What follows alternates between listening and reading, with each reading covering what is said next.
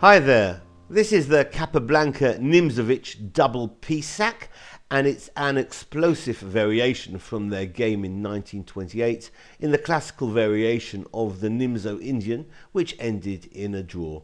So Capablanca opened d4, Nimzowitsh with the Indian knight f6, c4, e6, knight c3, and the variation to which Nimzowitsh lent his name, the Nimzo Indian variation, pinning the knight on c3, and in so doing inhibiting white's desire to play e4.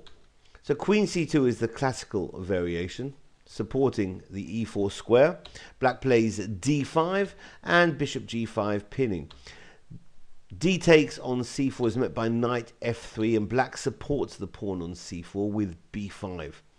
So a4 tries to undermine black's queenside pawns, and c6 supports it.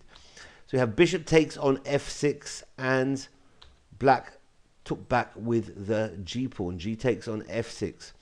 So white here is going to fianchetto his king's bishop with g3, also closing off the g file, and a6 supports black's queenside pawns. Bishop g2, rook a7. A nice idea by Nimzowitsh, innovative idea, developing his rook to a7 and threatening to move over along the 7th rank. Castles is met by rook d7, and now Capablanca dropped the queen back to c1 because that queen is heading for h6. Well, black doesn't seem to worry too much about it, and castles, and queen h6 was played. Well, in the game itself, Nimzowitsh here played bishop takes on c3, which is just about okay, and the game fizzled out into a draw. Also possible would have been the immediate retreat of the bishop back to e7. If instead king to h8, then that looks a natural looking defense. It vacates the g8 square for the rook.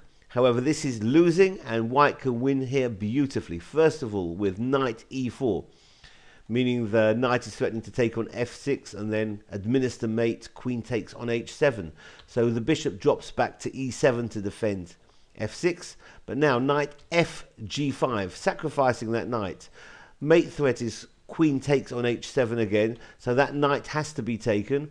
And now the knight on e4 jumps into f6, same mate threat, queen takes h7, meaning black has to capture. Bishop takes on f6, but that allows bishop to e4. Again a mate threat, queen takes h7, and black has self-blocked. The bishop on f6 means that black can't play f5, and white here is clearly winning. So this has been the Capablanca-Nimzowitsch double piece sack, which was a variation from their 1928 game in the classical variation of the Nimzo Indian. Thank you for watching. Bye-bye.